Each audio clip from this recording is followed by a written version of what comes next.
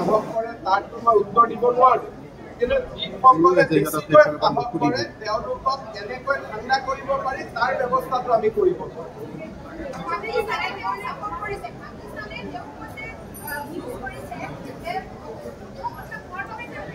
হয় পাকিস্তানৰ কাৰণে শুদ্ধ ভাৰতৰ কাৰণে অশুদ্ধ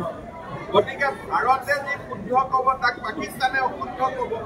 যাক পাকিস্তানে অশুদ্ধ ক'ব তাক ভাৰতে শুদ্ধ ক'ব সেইকাৰণে আমি কৈছো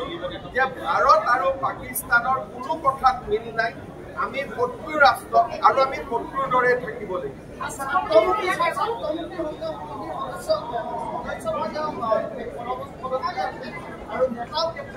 যোৱাকালি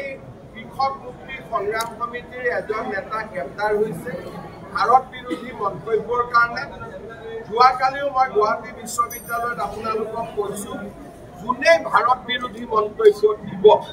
তেওঁকে আমি গ্ৰেপ্তাৰ কৰিম আৰু দৰকাৰ হলে নেশ্যনেল চিকিউৰিটি এক্ট ৰাষ্ট্ৰীয় নিৰাপত্তা আইনো আমি তেওঁলোকৰ ওপৰত জাপিম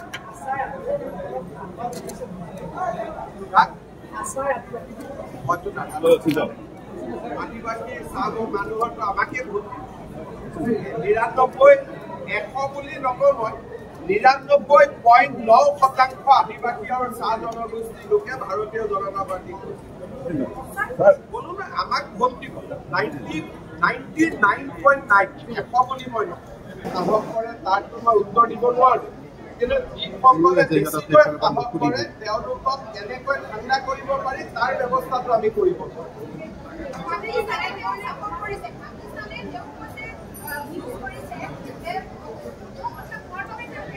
হয় পাকিস্তানৰ কাৰণে শুদ্ধ ভাৰতৰ কাৰণে অশুদ্ধ গতিকে ভাৰতে যি শুদ্ধ ক'ব তাক পাকিস্তানে অশুদ্ধ ক'ব যাক পাকিস্তানে অশুদ্ধ ক'ব তাক ভাৰতে শুদ্ধ ক'ব সেইকাৰণে আমি কৈছো যে ভাৰত আৰু পাকিস্তানৰ কোনো কথাত মিল নাই আমি শত্ৰু ৰাষ্ট্ৰ আৰু আমি শত্ৰুৰ দৰে থাকিব লাগিব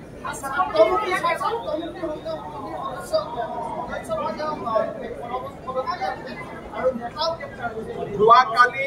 কৃষক মুক্তি সংগ্ৰাম সমিতিৰ এজন নেতা গ্ৰেপ্তাৰ হৈছে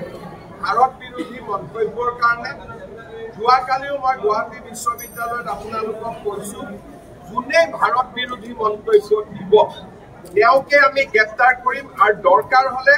নেশ্যনেল চিকিউৰিটি এক্ট ৰাষ্ট্ৰীয় নিৰাপত্তা আইনো আমি তেওঁলোকৰ ওপৰত জাপিম